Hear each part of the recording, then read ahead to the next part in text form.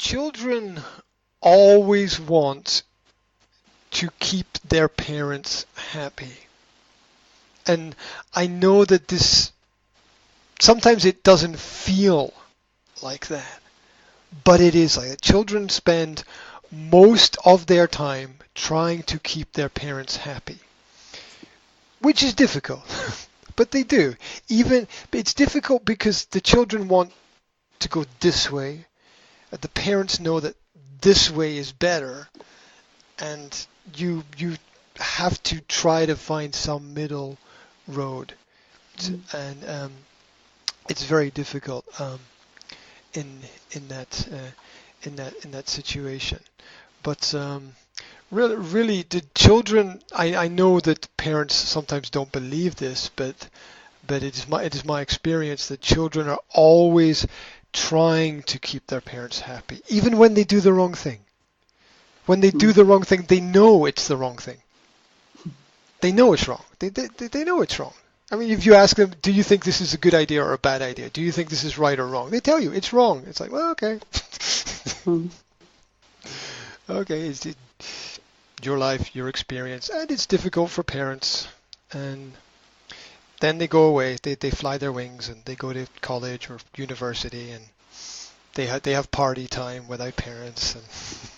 And children want to be good, and they try to do what they think is the best thing. And sometimes it is good and sometimes it is bad. But basically they are good, and we must trust them. Yes. Because everything they know is everything we give them. So if we cannot trust them, we cannot trust ourselves.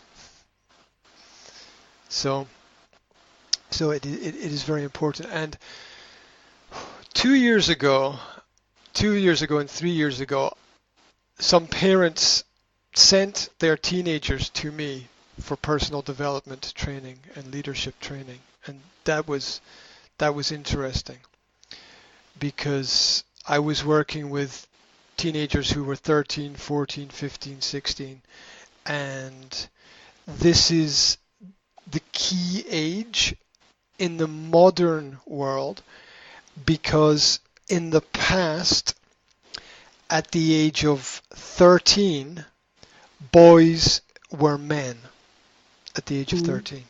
If you go back in time 100 years, at the age of 13, boys became men. They left school, if they went to school, and they started work. Now, it is not at the age of 13. It is at the age of, if they go to university, it's at the age of 23, 24, 25.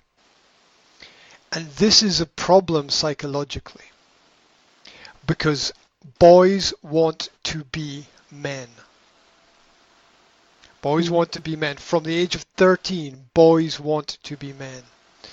And it is a conflict, because society does not want boys to be men at the age of 13. They want boys to study. But in the back of their minds, these boys know two things. Number one, study is important. But number two, school is not everything. You do not learn everything important in school.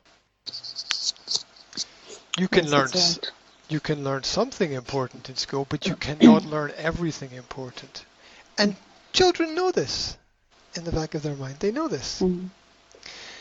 And if you look at society and the world in general, something like, I think it's 50% of the top 500 companies in the world were started by people who never went to school. Really. Okay. 50%. That's a big number. That's a big number. So, school is a small part of a big picture. It's an important part. Every part is important. but also important is family. Also important is free time and social activities. Also important is friends. Um, Also important is culture, religion, where you live. Um, th- there's a lot of things that are very important in life. Having two parents, a mom and a dad, is really important. 50% of British teenagers, 50% have only one parent. Mm. 50%. So Mm. that's a very big number. Oh, it is. It's a very big number. So so school is important, but we only learn this much in school, and